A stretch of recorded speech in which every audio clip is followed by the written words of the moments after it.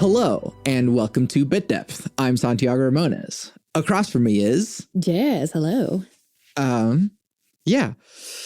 I'm glad to finally meet you in person. We've been in similar circles, and I feel like in some ways I'm podcast guy, but it's hey, there's other podcast people in town, and I'm really happy about that. So.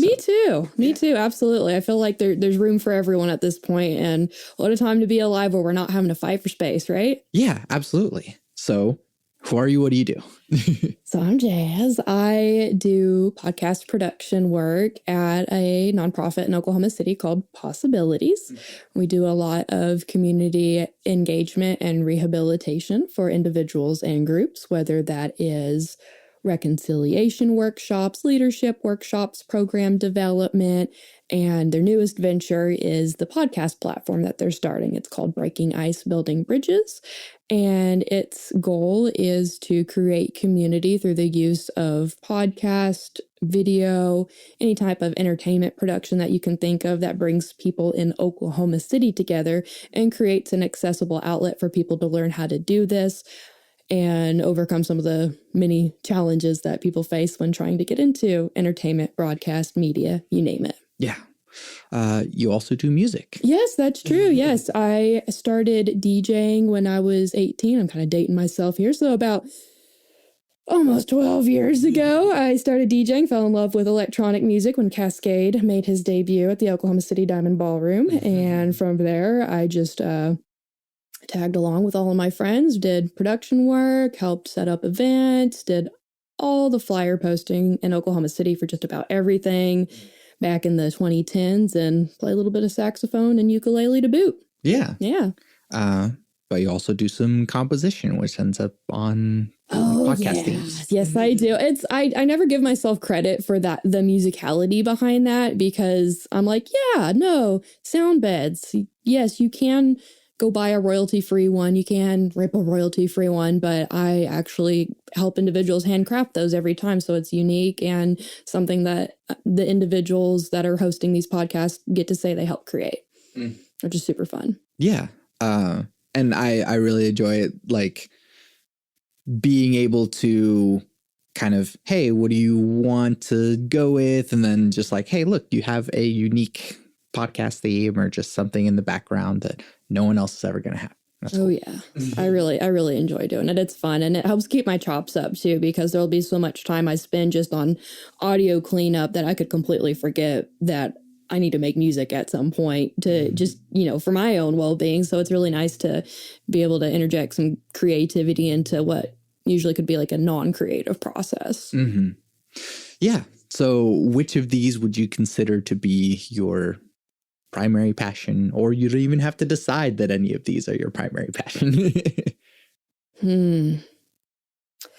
I think for me, the passion comes from not any one particular practice, because I feel like as a musician, an artist, and creative, I do so many different things. I think that the passion comes from trying something new and bringing other people into that mix. I really like to introduce people to new creative ideas and show them and help bring them into a community of creativity. I like to, one of my favorite things is sitting down with kids on GarageBand and having a song after we've hung out for 10 or 15 minutes. I love showing people that you can edit this video, you can edit this sound, you can do these things. So for me, I've just developed a lot of passion in bringing other people into the profession that we're in. Yeah.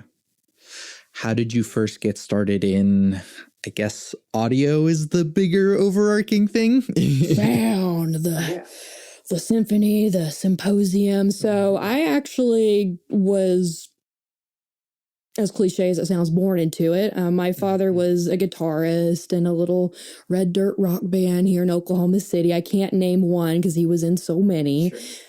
He was definitely what I would think of as the studio guitarist or a studio musician. And so ever since I was little, they would always have band practice in the front room. I remember being put in my crib, falling asleep to bass guitar or drums pounding on the other side of the wall. And then as I started to get older, and I would go with him on these concerts or rehearsals, and I just naturally was very curious about what happened in the process to go from, Dad putting his guitar case in the truck to there's a live band playing and people are enjoying it and having a good time. So just pretty much throughout my youth, I fiddled with instruments, fiddled with stage setup. Let's see. I want to say fourth grade is when I got my first saxophone. I was just starting to get into middle school, kind of late elementary, playing that. And pretty much it was just, I feel like a path that was kind of carved out for me, but I still chose to take it. At what point was it your choice to take it and not just like the thing that you were born into? I think for me, that was really right about when I turned 18. So I was in my senior year of high school, and I had a real good friend that we like to go get in trouble sometimes, and she was my compatriot in these things. And a long, long time ago, Oklahoma City fam, there used to be a hookah bar called the Greenhouse. It is now currently known as Hubbly Bubbly. Yeah. I used to sneak in there a lot. And for me, I really loved the environment because there was music, there was hookah, there's just, all these new things that I was just now discovering in the world of, being a young adult. And during that time, I ran into someone, I had met someone and made a friend and then ended up being a mentor, and they were a DJ. And they happened to be friends with the resident DJ Greenhouse at the time. So I learned from them, and they let me DJ some nights, and it was horrible. I'd clear a floor out so fast. No one was ready for EDM at that time. They were like, what? What is this? So because of those friendships I developed at the Greenhouse, I later on ended up getting a small internship at a recording studio that I do not know if it is in business or not, but it's called Diamond Sound over off of 36th. And I don't remember the other street. We'll just say 36 on the east side.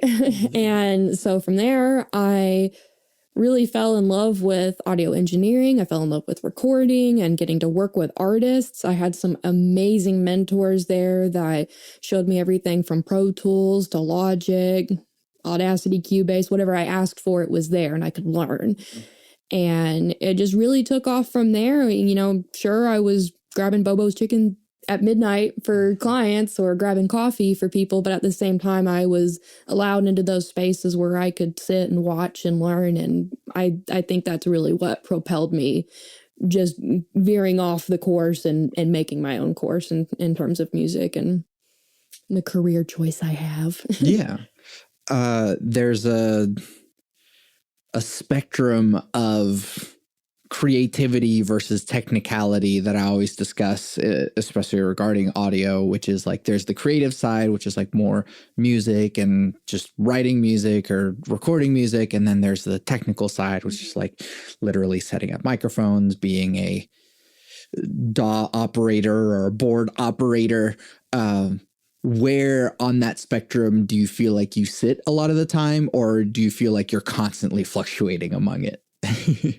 Great question. I really feel like in nature, that is probably like a pendulum. There are times where I am really excited about learning new technology as it's developing as far as studio production goes. But then there's other times where I really withdraw into myself because I'll realize, wow, I haven't wrote or played anything for myself. It's been constantly for clientele or people that I'm trying to help mentor and develop. So I feel like it really comes and goes in seasons almost for me. So you could say 50-50, but there's just not a solid scale for that 50-50. Yeah. So then going from the work in a recording studio, and then I guess, how do we get to here? I guess, where's the rest of that story? So there was an interesting break.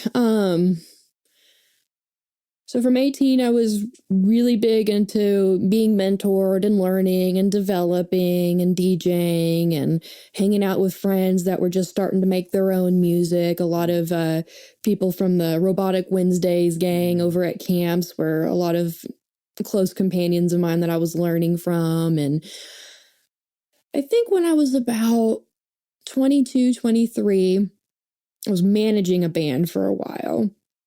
And I put a lot of my energy into managing that band. And I did the one thing you're not supposed to do when you're managing the band, and that's date one of the band members. We had a real rough and tumble relationship. My father ended up passing during that time, and that really messed me up. And I had to put music and that creative aspect down altogether because I lost my father, musician, and he was very much the archetype for who I am today. So there was a really big gap from about, I want to say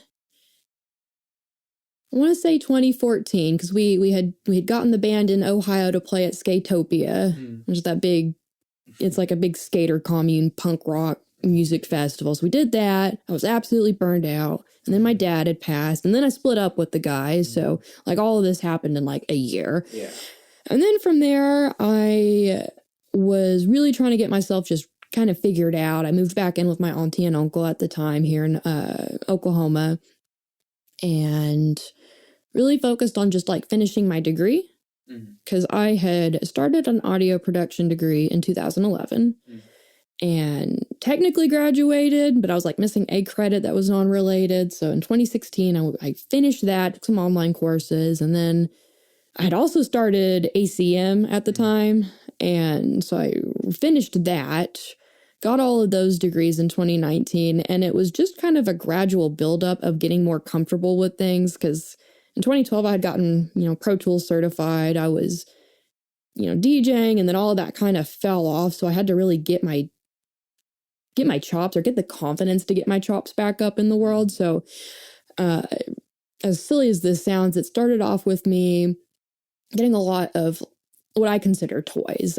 So Teenage Engineering has the Pocket Operator, just really love that as a handheld beat making device. So I started with that, and then I got, there's this really, really cool program on Steam called Rhythmic. And I got it on the Nintendo DS, and it was a game. So it was like a gamified music production tool. And I was like, okay, I'll start with this again, just to start getting creative again and feel confident about writing again. And that started taking off. That was really fun. And then I ended up playing with like Soundtrap online. It's a nice, real simple web-based production tool. And then I was like, okay, I got the degree. I don't have any clientele. Maybe I should just, start working with, some better equipment and playing. And at that point, I was feeling good to play ukulele again. And then I finally just kind of hunkered down, and my uncle was like, what do you want for Christmas one year? And I was like, Presonus has this really cool studio package. It's got a Black Friday deal. Let's go for that. And then I got this equipment. And then the pandemic happened, and I got really bored.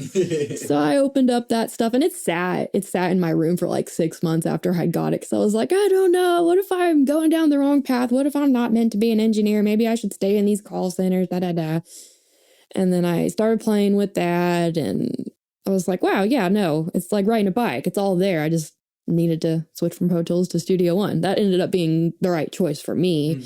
But pretty much it was a very extended period of time of healing and growth and just getting the confidence and kind of picking myself back up from the chaos that was being in production as a young woman at the time. And boy, howdy, it's a lot easier doing this stuff closer to 30 than it is 21, 22. Yeah. How'd you get into podcasts specifically? Funny story. So a family friend of ours who happens to be the executive director of Possibilities, his name's Byron Jackson. You met him. Yeah. And he had reached out to me randomly at the time I was working at a nonprofit called Community Action Agency. And he was like, hey, do you know anyone that does sound design or editing? And I was like, I do.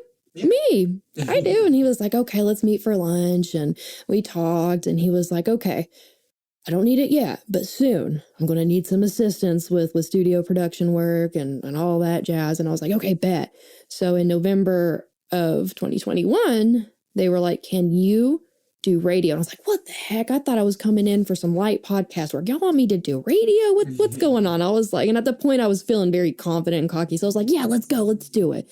So I got to meet this really amazing nonprofit local news group called Oklahoma Watch. And they just do Oklahoma state-based news, nonpartisan stuff, and started editing for them. And it was crazy because I would send back, these products that were definitely edited, but not mixed in any way. I was like, you're getting basically raw edit cuts. Here we go. And they loved it and they were happy with it. And that's what they needed at the time. Okay. And it really gave me a confidence boost knowing that this isn't, triple A grade production work here, but it met their needs at the time.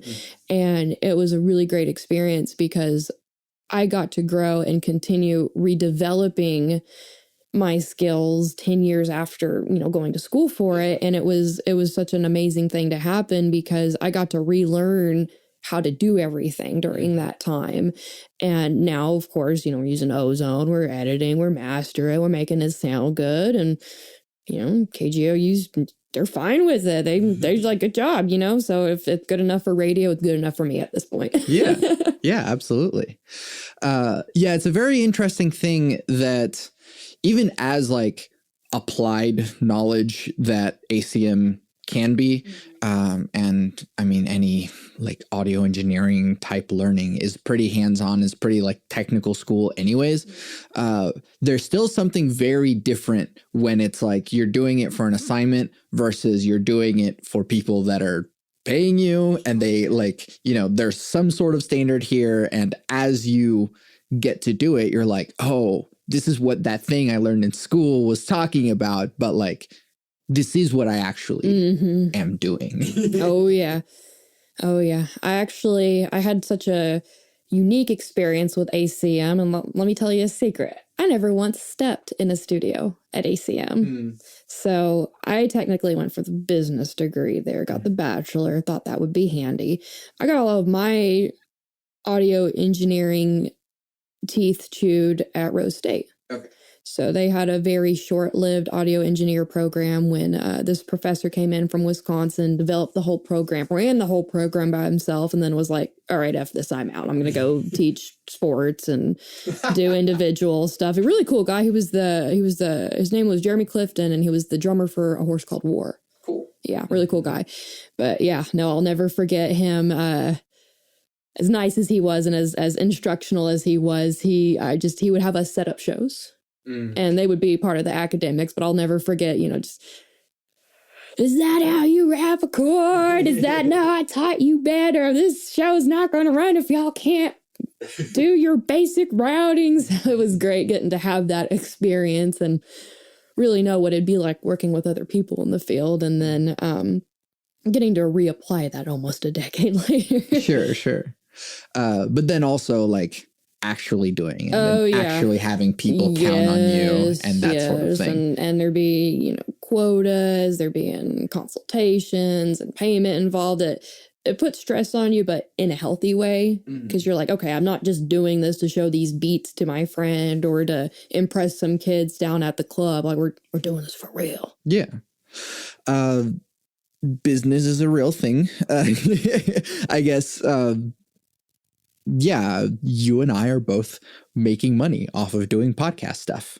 How do you do that? So I decided to take the most unheard of approach, and the way that I really hope I can further our programs in the future for other people entering the field is really blending that with nonprofit work. So in 2020, I had been burnt out from 4 or 5 call center jobs.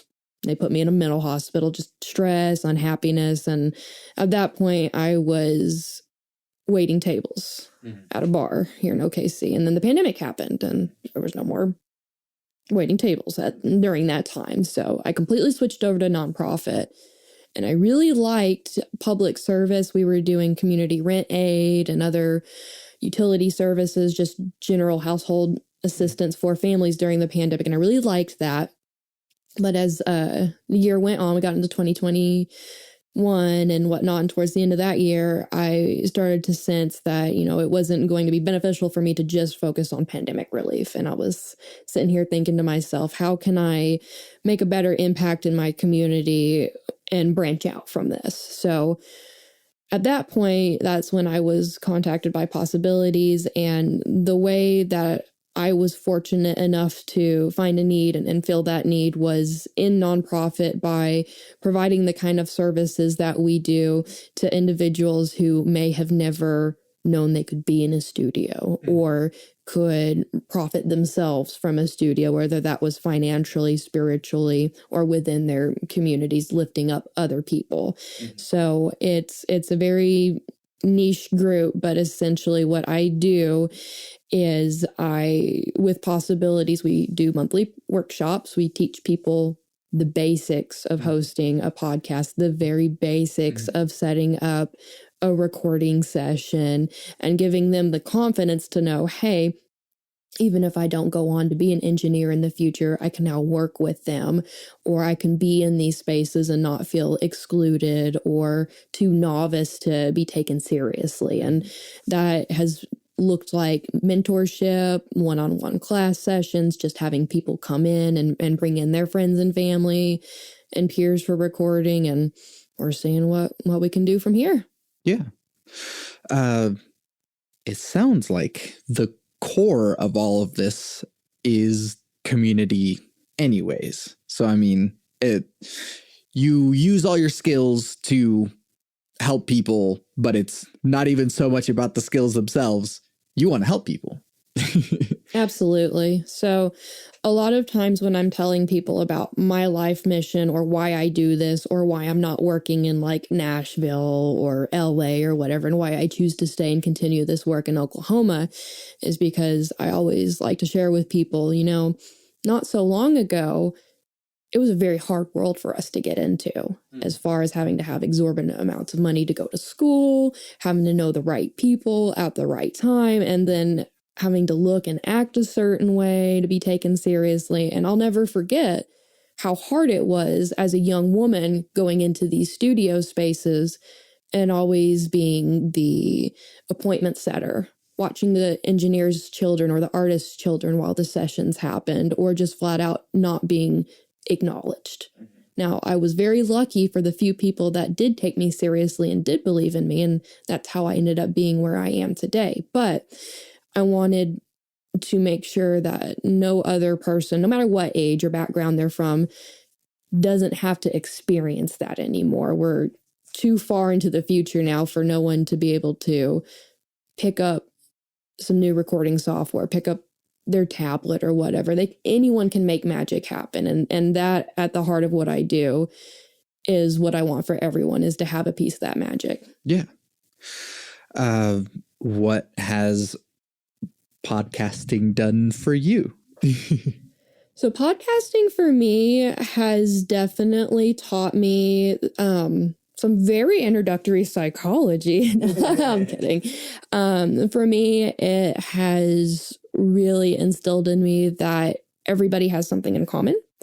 Because when you bring people into a podcast session, especially with the kind of podcasts that we do, and they're non-sponsored, no advertising, people don't even know half the time what they're going to come in and talk about. For me, it's just so incredible to see strangers, just complete strangers, open up to each other and share really intimate, emotional details about themselves, and then walk away being just touched by that moment. And sometimes, we have people leave and they're like, oh, I can't wait to come back in. Or they're like, wow, I'm probably never going to come back in, but that was a really big moment in my life, just being here. And I really enjoy just hearing all kinds of conversations that happen from all walks of life. Yeah. And then music, since you still get to contribute in that, but also just how it's been a part of your life anyways. And I feel like in a way as well, like DJing is also like a community focused thing. When people perform original music, for example, it's kind of a form of self-expression. But to me, it seems like DJing is a bit of like almost comedy, even not in the sense of you're trying to be funny, but in the sense of like it requires the communication between you and the room and what you're trying to do with them. Like, hey, we're trying to enjoy this thing together. And so I don't know, maybe I'm just reaching here, but you know, community still is a consistent thread through your life. So I guess tell me about DJing and your interest in it and what you've gotten out of it. Yeah, absolutely. So it started with someone thinking it was a good idea to let me play this very old PlayStation 1 game called Wipeout. It was a techno future speed racer game with just lots of techno and trance and, you know, almost house music back in the day. And I think I was like 7 or 8 when I got my hands on the first like demo copy of that game, and I was like, I hate the game, but I love the music. And you know, the Chemical Brothers, the Prodigy, and I was like, wow, this stuff's really cool. And I felt so special and cool knowing about it, living in Oklahoma and Texas and the few other Midwestern states I had lived in growing up, and it was like this special secret. And I was like, I held on to it for so long. I was like, nobody, whenever I try to introduce this music to them, they're like, that's weird robot music. I don't like that. It's not country. It's not gospel, blah, blah, blah. And so between jazz and electronic music, I was like, wow, this is just something really cool. And I was like, this is the future of music. I don't know where we're going, but it's somewhere. And for me, going out and watching people dance whenever there was a show and watching people's emotional experiences during that was just eye-opening for me. I'd played in band, I was in marching band, I was in jazz band, and I knew there was something special, but I couldn't quite put my finger on what it was because it was all so rehearsed. You know, you got your sheet music, you got your set, you got crowd expectations, all of these things. So it's very much a box that you get put in, and then you have these predetermined expectations about what that musical experience is going to be.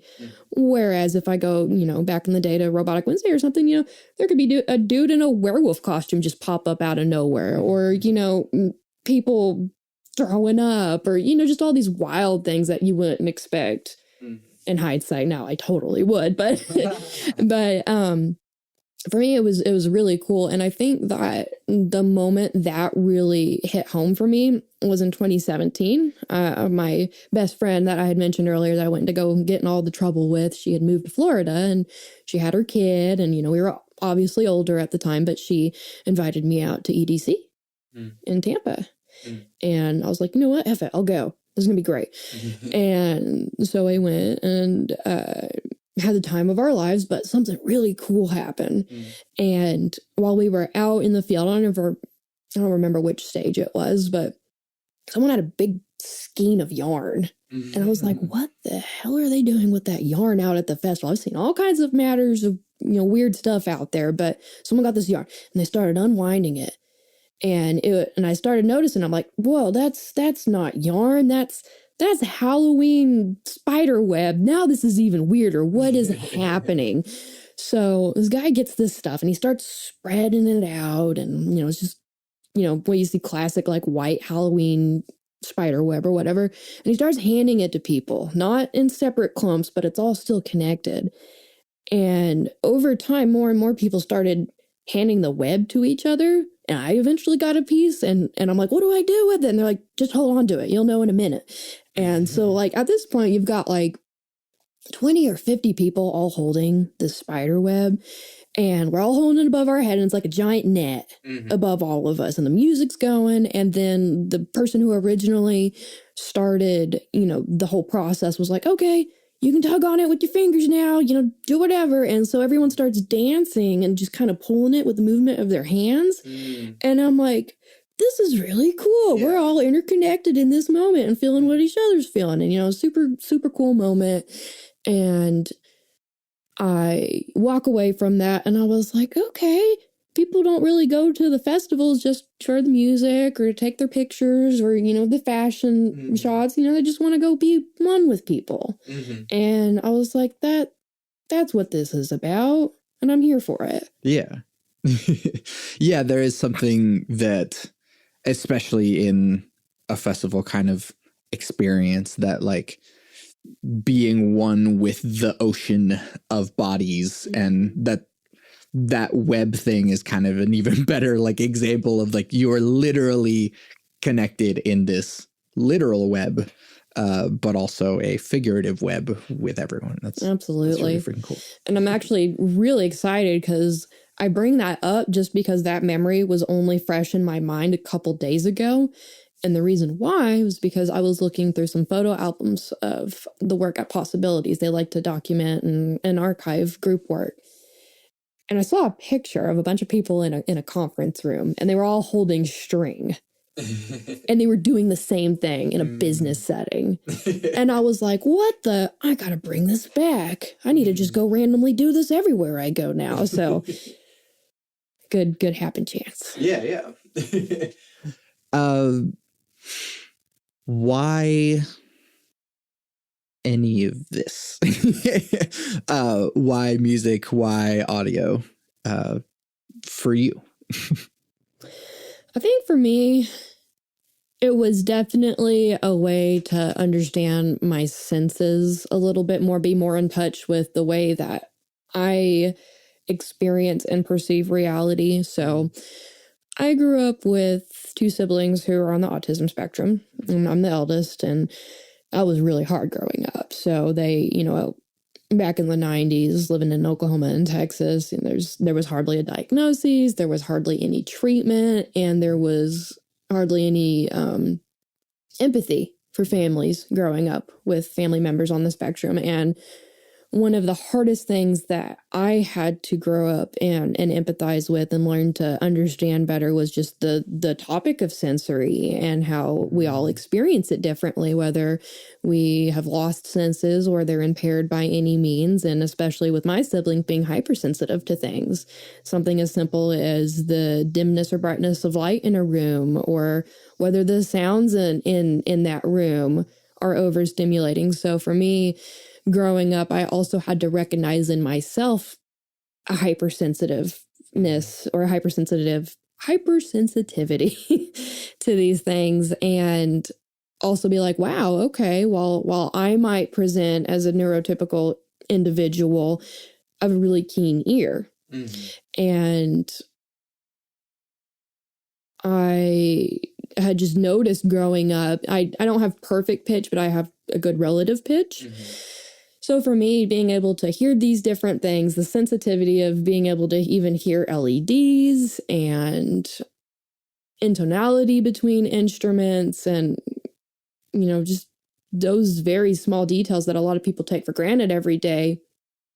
Aside from my love of music, I was like, wow, I can put these powers to good use and make something of it. And I think one of the reasons that I am successful in what I do, at least I like to think I am, is just being able to have that appreciation and that humility of, okay, this is something that used to be a really big struggle for my family. And as we've grown together throughout the years and understood more about, my siblings' disabilities and what it means to be a sister to those individuals. And it really started to blur the line of even where I'm at. Because we're sitting here having a conversation and people are like, no, that sounds like a very neurotypical individual. I'm not even so sure of that anymore. And I don't know what that means for me. That's something I haven't even explored yet. But for me, it's just been a really big ongoing process of self-discovery and pushing myself to the limits of what I can capably do as a human. Yeah. Amazing. Last question on this front. what advice do you have for people that are wanting to do what you do? Absolutely. So for me, if I could share any nugget of wisdom, it is do not be afraid to make mistakes and always know that there's a way to fix things. And if there isn't, maybe that wasn't a good process to begin with. Yeah. Yeah, that's awesome. Switching gears into the deep questions that make bit depth. What is the role of spirituality or religion in your life?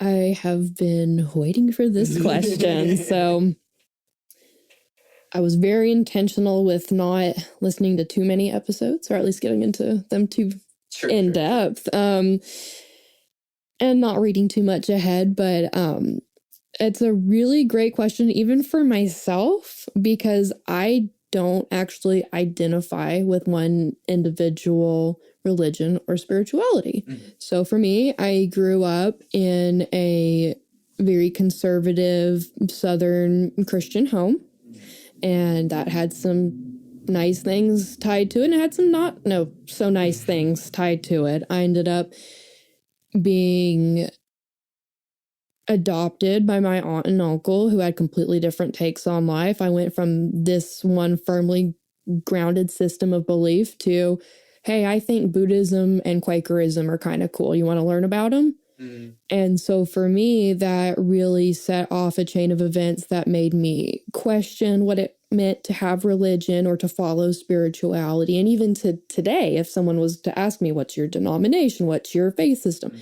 I don't have one. Mm-hmm. But for me, over time, between the different groups of friends that I've made and the different scenarios that I've just plunged myself into, I've gotten to experience other individuals' faiths. Mm-hmm. So I have some really good friends that I made along the way in school that had introduced me to Islam, and I had made some very good friends that had shown me a deeper side of Buddhism and a lot of different other ways of doing things. I have friends that are proudly proclaimed Satanists. I have friends that will call themselves atheists, you name it at this point. And for me, I really came away with music and spirituality being the interconnectedness of it all. And really, when it comes down to it, the key essence in all of this that I've been able to find as a recurring pattern is just the power of storytelling. Mm.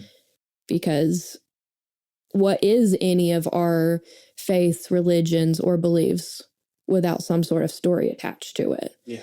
And when you look at music, what is it but not a rhythmic story to be told? Mm-hmm. And for me, it was really cool to experience these different scenarios where, maybe we were having a circle drum session, or I got invited to a Sunday temple service where throat singing was happening. Mm-hmm. And it really keyed in for me that you can experience spirituality through music alone, and that is enough, if that is enough for you.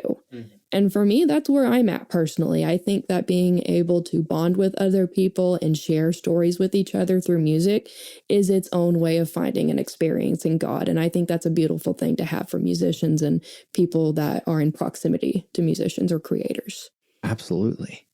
Beautiful answer. Experiencing God. What is your definition of God? I think God is when we allow ourselves to be in a space of creation, whether that is the act of physically creating something ourselves or just bearing witness to creation, like birth, like writing a song, some kid on the street putting together Legos, except they're not actually Legos. There's just some rocks or whatever, you name it. I think that just being able to accept that things did not happen naturally on their own without something else impacting it. So cities aren't built without people. Ideas aren't had without someone having a brain to think those thoughts. Art doesn't happen without some form of medium. And to be able to really appreciate our innate human ability and want and need to create, it for me is what God is. And what that looks like personally for me can be as something as simple and mundane as listening to a really, really crappy beat I made on repeat 50 times and making sure it sounds to my liking, or watching my partner pick a page out of his 467 things to draw a book. It can be that simple, or it can be going to a festival or going to a music event and watching a group be in the pocket and being able to tap into that and be in that pocket with them. I am a firm believer that in the pocket, in the groove, whatever you want to call it, is not just the artist's experience. It's the crowd and the listener's experience as well. Yeah. That's amazing. What is free will? Ooh.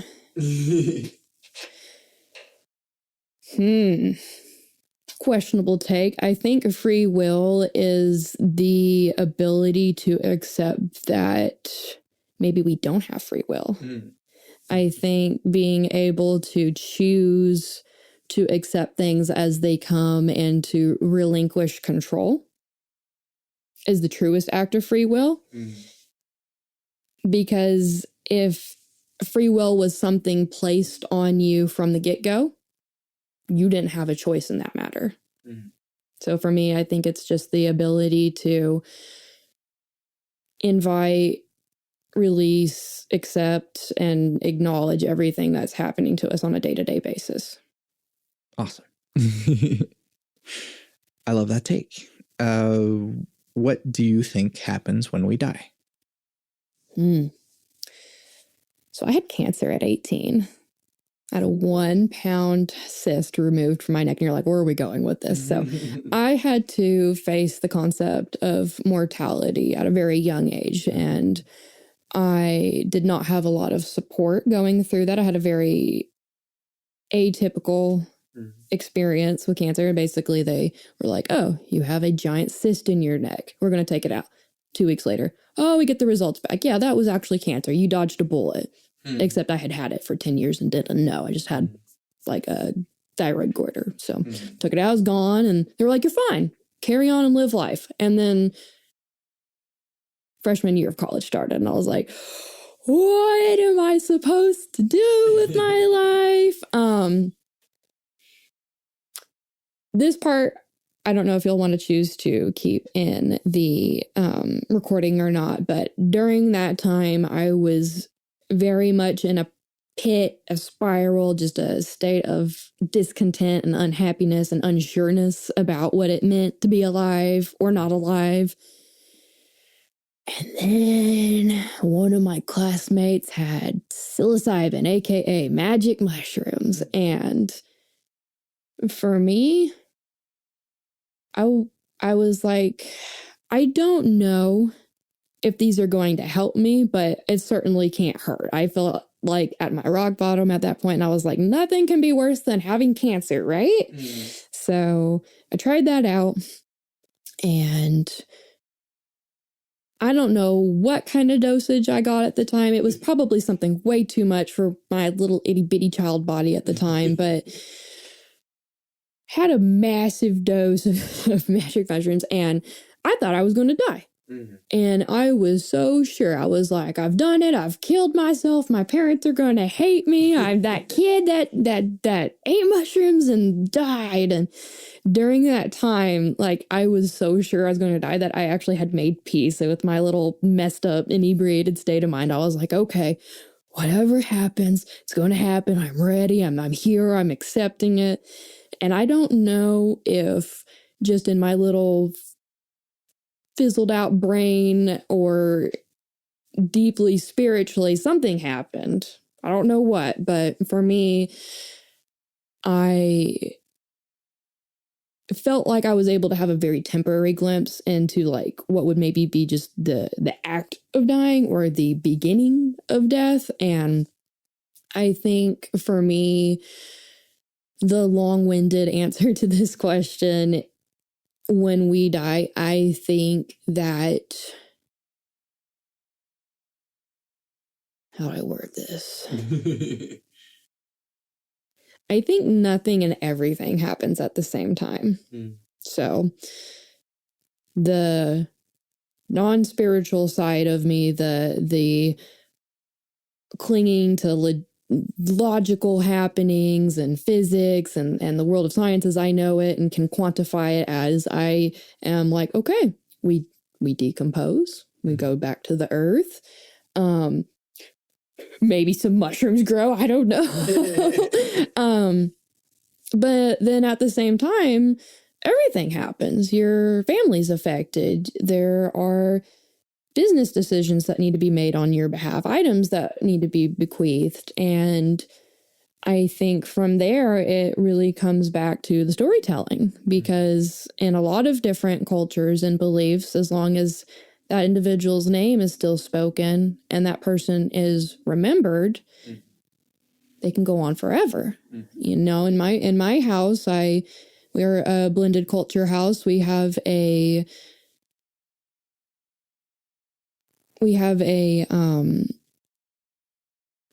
sorry, I'm just having like a brain moment. Nice. Yeah. We have an altar for my partner's grandmother, and so she's acknowledged almost daily, and there's incense, there's fruit, there's whatever holiday items are out are there for her too. I ended up adopting that. My father sits on the altar side with her, and same thing, lots of sweets and candy because that was his favorite. But for me, I think that when we die, ultimately we go on to become part of the big never-ending story that is all of us. And while on one side of that coin, some people can take that as, nothing's happening, they're buried, that's it, that's the end. But on the other side, it really depends on what you want to choose. If you want to choose to remember that person and continue to share their story and pass that story on to your family and descendants, then there's nothing to be scared about. You might not be there physically with them, but you'll be there with them forever in their hearts and minds. Yeah. I love it. How do you determine what good behavior is?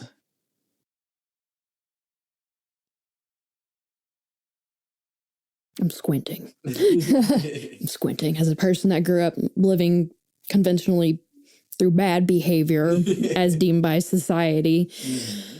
I think in life we have to really step away from the notion of good or bad, because that's all rooted in opinion and insecurity and guilt and shame in other people's lives. Because one person could see you do a deed, commit an act, and think it's the worst thing in the world. And someone on the other side of the street might applaud you for it. And for us to really assign value without understanding the weight of that value towards people's deeds, I think can be detrimental to being able to actually acknowledge and appreciate what someone is trying to accomplish.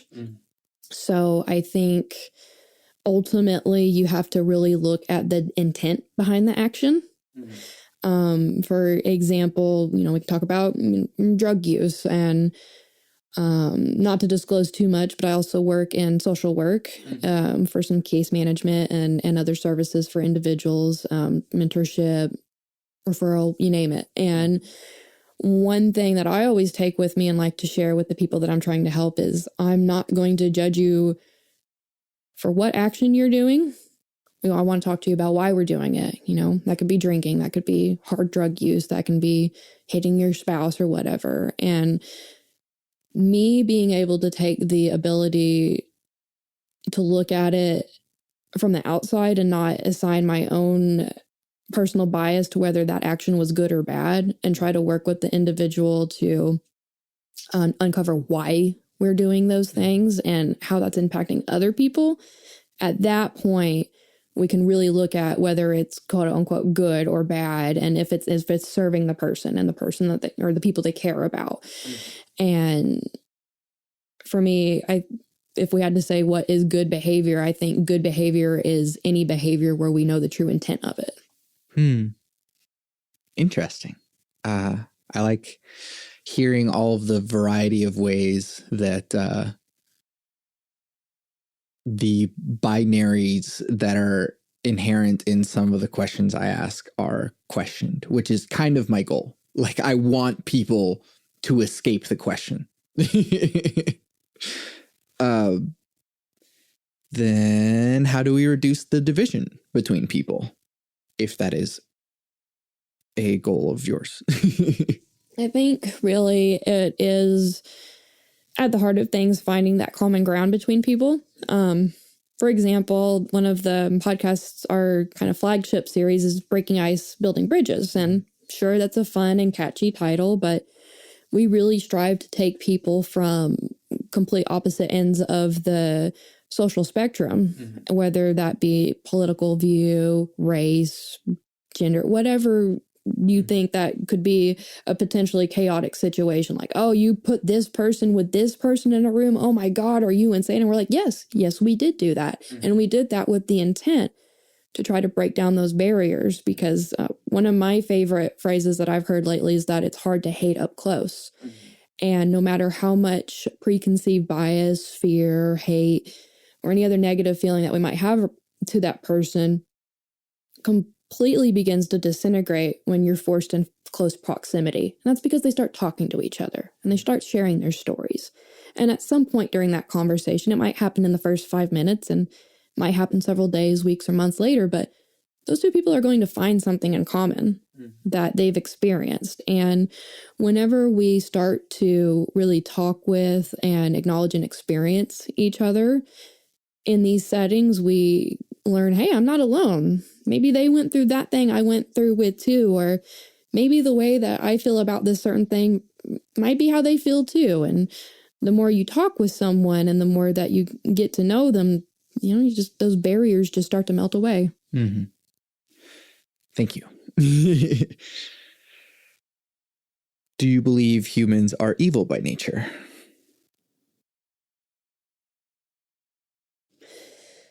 I think that humans have a deeply ingrained want and need to survive and carry on. And I think that expresses itself in a multitude of ways. I think through the act of self-preservation, a person can be put up against obstacles, choices, and actions that they never thought they would do. I believe, looking back, even just thinking about some things I've even done in my life that one could consider bad or evil or just not good in general. Looking back, I try, and it's an ongoing process, but I tend to have compassion because I have to ask myself, did I do that thing because I wanted to be bad, or was I just trying to survive or escape an impossible situation? Mm-hmm. And I think when we allow ourselves to ask that question for other people, we can ultimately say, yeah, sure, things that happen in nature could be considered cold, heartless, evil, bad. But when we look at that as just the strong urge to survive and carry on, and that we're doing whatever is necessary or whatever we think is in the best interest for ourselves or our families to make it to the next day, maybe it's not so bad. Maybe that's just us dealing with the hands that we've been dealt at the time. Yeah. I don't know why I feel the need to clarify the reason why I asked that question, because it is not that I believe humans are evil or good or whatever by nature. It's more that, like, by simply asking the question, it allows people to question that narrative, which I feel the belief that humans are evil is detrimental to society. And so by just asking the question, we're able to find a way around it. Mm-hmm. So what do you think humanity is heading towards in the future? I think metaphorically, we're very much in a bow and arrow state. I think we are Definitely in some cases, taking a few steps back and like in terms of empathizing and wanting to, I think that we are taking some steps back because we are scared of what's ahead. And I think we are all internally withdrawing into ourselves in some cases as the individual or groups. But I think that is happening because we know as a collective that there are great things on the way. And I think with all great and big changes comes natural fear and hesitancy. It's like you're on the diving board and you know you're about to have the time of your life jumping into the pool, but you're scared because what if you belly flop or something? And I think we have the opportunity to really tap into ourselves and our potential as individuals in society, but there's going to come natural resistance to that, whether that's civil unrest, whether that is people spewing hate, which is deep-rooted fear, and what other bouts of chaos people can stir. But ultimately, I think it is necessary for us to acknowledge those fears and those hesitancies so that, like the bow, we can draw ourselves back and spring forward into what's coming next. Awesome metaphor. I didn't expect it to like, I was like confused whenever it first came, and then it's like, how it resolved so well. It took some time. We got there. What makes you optimistic for our future? Every time I see someone try something new, every time I see a little kid try a new piece of technology, anytime that little kid shows a grandparent or an older family member a new piece of technology and they want to try it out because the kiddo's trying it, I think it's important to be hopeful and recognize the hopefulness in others. And sometimes I myself will even get down in the dumps. Oh, this news was too heavy. This thing happened in my life and I don't want to process it. I don't want to accept it. And life doesn't feel good. It doesn't feel sunny and doesn't feel like it has any prospect. But then I see someone else having a moment that's the complete opposite. And I just have to recognize, wow, just because I'm feeling this way doesn't mean that everyone else is feeling this way. And if I can just take a moment to look at, what that kid having the time of their life is doing, or what this person is being so excited to share about me or share with me because they learned something new, gives me the moment to step back and reassess. We've been here for, and I guess everyone has different opinions, but I'm going to go with thousands of years. That's a pretty middle ground. We as a society and as people have been around for so long. Why stop now? Why give up? No one's all just going to collectively go lay down and put a towel over their head and say, oh, it's over, we're done, we're not going to go Hitchhiker's Guide on this or anything. But I think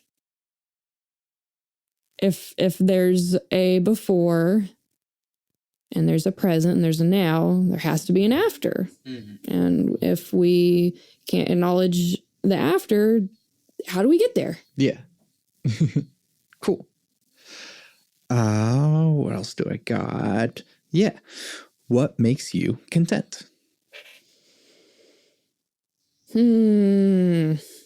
I'm definitely one of those types that is on the never-ending hamster wheel of trying to make other people happy.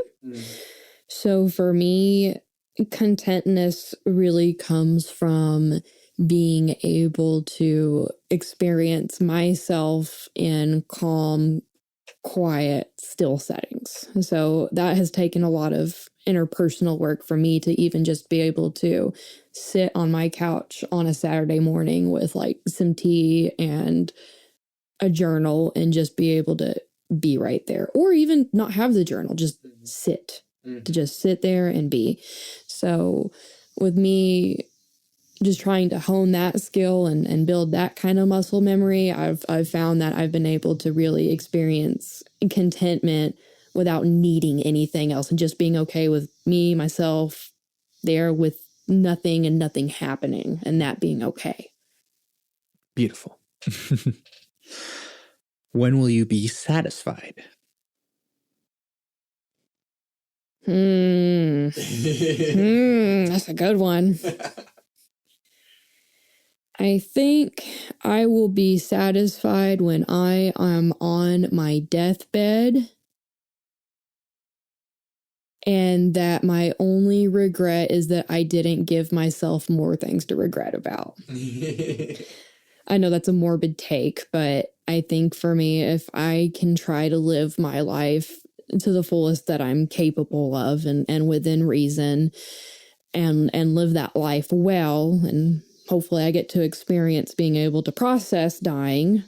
I very much hope I can be in a situation where I have some iota of control over how I pass.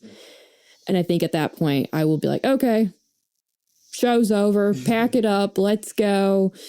And I will feel okay that I did my best. Cool. What advice do you have for people in general? Always be willing to make a new friend in unexpected places. Some of the most amazing things have happened in my life just because I said hello back.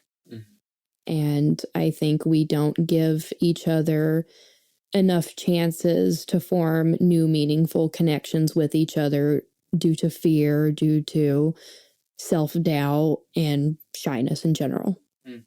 So if we can overcome that and just say hi back, or do you want to be friends, or anything like that, that can really take you down an amazing path of new discoveries. Beautiful. Lastly, potentially most importantly, cake or pie? Pie. What's the pie that came to mind? Chocolate pudding pie, because that's what my grandparents make during the holidays, and it's just superior to cake. I'm sorry. You don't have to be sorry. It's your opinion.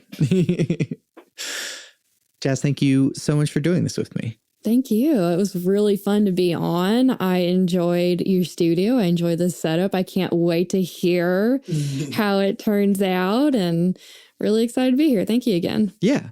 Where can people find you and your things or support the stuff that you're doing? So if you are wanting to dive into the world of podcasting and meet some new people along the way, you can check out Possibilities Incorporated here in Oklahoma City. That's going to be possibilitiesinc.org. Or you can hit me up on Instagram. That is jazzbot_talkspot. Or you can just search me by my regular name, Jazmin Bryan, on Facebook, and we can get a good conversation going. Thank you so much for doing this with me. I'm Santiago Ramones. I'm Jazz. Is there like a thing that I can put at the end of this podcast that is like your music or a clip of something? Like normally I have musicians on, and so it's like, here's a song at the end, but yeah. Yeah. So let me share with you a small snippet of some music I've been working on for some potential video games coming out in the future.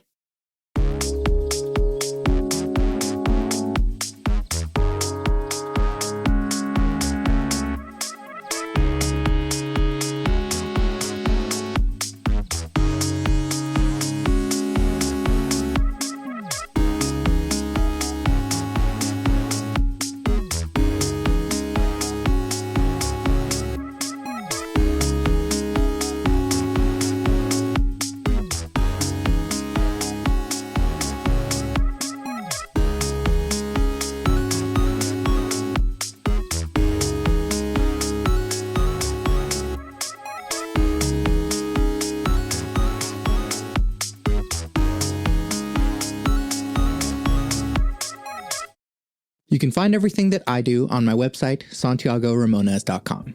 I make music and produce audio. The music you're hearing now is music I made. You can listen to official releases by Santiago Ramones on Spotify, Apple Music, and the other streaming places. Or you can support me directly by buying my music on Bandcamp. I'm working on Hypothetical, my first singer-songwriter album. So if you'd like to hear that at some point, there are lots of ways to support me on my website. There's a Discord server in which we discuss deep topics from the podcast, but it's also a community of beautiful human beings. All the links to all my things are on my website, santiagoramones.com. Please take a moment to rate and review the podcast. It would mean a lot to me to hear what you have to say, and it lets others know what to expect, better than I could ever explain. I want to help the world have deeper conversations, so thank you for listening to and supporting Bit Depth. I was in the podcast with my 3 things. They shape my life philosophy. Those 3 things are: love never fails, it's going to be okay, I might be wrong.